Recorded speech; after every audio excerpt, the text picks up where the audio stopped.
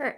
Good morning, all. So today we want to talk about a particular topic, which is our ongoing topic we've been talking about, right? Is approaching death in a positive way, right? Approaching death in a positive way, right? Um, so we are carrying on the conversation regarding the Quran, right, and regarding moving from polytheism into monotheism, right? Which is one of the ways in which you can approach death in a positive way, because why? It means that you're not going to be reincarnating, right? Once you move from shift your way of thinking, right? From the worshiping of prophets, idols, deities, celebrities, these things, right? Whether in the material or spiritual world, right? You bring yourself closer to God itself, right? So the aim is not to bring yourself closer to a prophet, right? Or an idol or a deity, but to bring yourself close to God itself, right? Close to God itself, right? So that's the aim, to become akin to the prophet, right? To use the prophet as an example of what you should be, and not to strive to become, uh, not to worship the prophet, but to worship God directly, right? And that's how you can and you will, right? You will approach that in a positive manner, right? Once you change that way of thinking, right? So prophets like Krishna, Prophet Muhammad, right?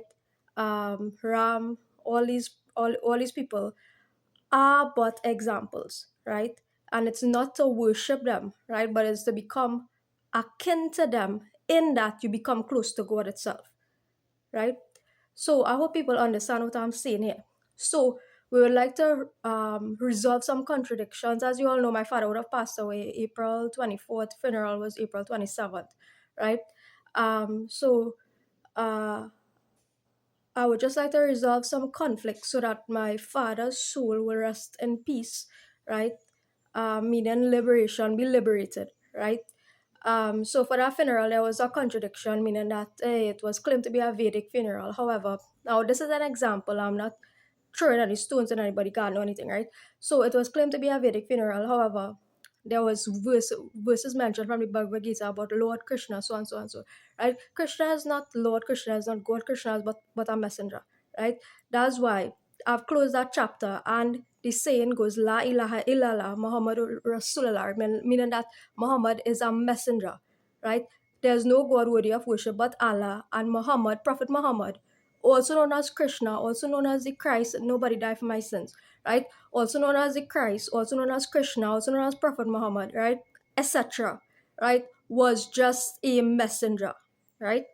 There's no God worthy of worship except Allah, and Prophet Muhammad was simply a messenger. Right? That's what that phrase means, right? So this, my father's death was about what? My father's death was about conquering pride, right? Conquering pride, right? So pride has been conquered, right? Pride has been conquered. Pride has been defeated, right? La ilaha illallah, Muhammadur Rasulullah, meaning that pride has been conquered. Pride has been defeated, right?